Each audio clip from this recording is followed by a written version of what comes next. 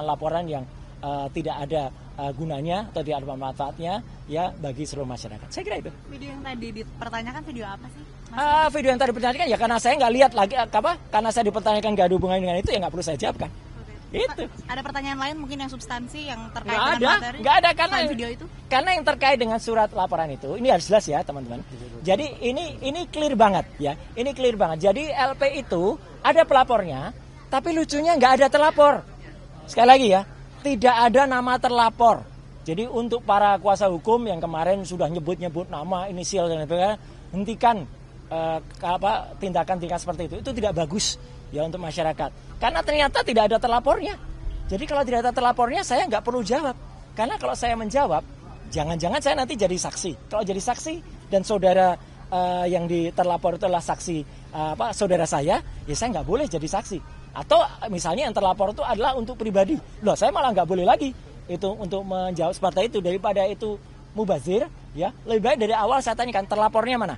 Ya, ketika tidak ada terlapornya, ya sudah, saya senyum saja. Penyidik juga ngerti, ya Pak, nggak ada terlapornya, kita maksudnya. Nah, yang kedua adalah lokus dan tempusnya sudah jelas banget. Ya, terjadi di Jakarta Selatan hari nggak ada Rabunya, tapi tanggal 26 Maret 2025. Udah, sepanjang tidak ada pertanyaan soal itu, ya nggak perlu kita jawab.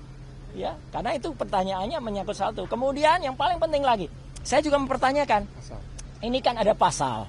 Ya, di samping pasal 311, 310, 27 ayat A, ada juga pasal yang mau dimasukkan ke dalamnya ya, pasal yang diselundupkan. Saya nggak tahu menyelundupkan siapa. Ya gitu. Itu pasal 32 dan 35 Undang-Undang ITE.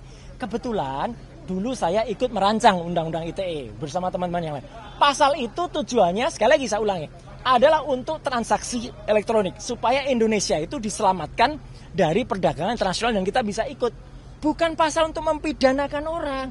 Jahat sekali kalau ada orang menggunakan pasal itu untuk mempidanakan seseorang. Kayak dulu kasus Mbak Prita Mulyansari. Jahat sekali. Ya Omni Batavia waktu itu mempidanakan Mbak Prita gitu loh. Sama dengan ini. Karena pasal itu ancamannya sangat tinggi. Dan pasal itu misalnya, saya kasih contoh.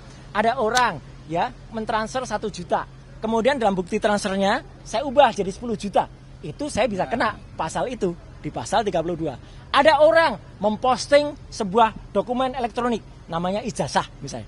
Dia katakan itu asli gitu. Padahal ternyata orang yang punya ijazah mengatakan saya nggak pernah mengeluarkan ijazah itu loh. Lah berarti yang memposting ijazah itu salah seorang kader dari partai itu. Kena pasal itu harusnya. Justru itu ya kalau yang smart begitu. Jadi saya tadi tanya dokumen elektroniknya mana? Belum ada Pak dokumen elektroniknya. Ya sudah.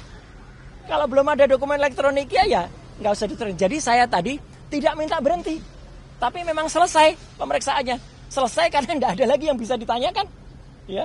Karena jawaban saya smart, sharp pada pertanyaan-pertanyaan yang harusnya ditanyakan. Dan penyidik sekali lagi anak buah Pak Kapolda dan juga anak buahnya Pak Kapolri menjalankan tugas dengan baik. Dia juga nggak ngeyel, ya. Dia oh ya Pak, baik Pak. Kalau profesional dan malah kita kasih kuliah tadi. Panjang Mirga ngobrol di dalam bagus sekali dan juga bagus jam 12 tadi saya diberi waktu untuk sholat zuhur, makan, sholat, kemudian juga hari ini begitu sudah selesai ya selesai udah di print clear semua sudah saya teken tanda tangan ya dan saya berharap hal yang sama terjadi pada teman-teman yang mungkin ikut diundang ya saya harapkan mereka menjawab dengan sharp and clear and clean dan smart gitu.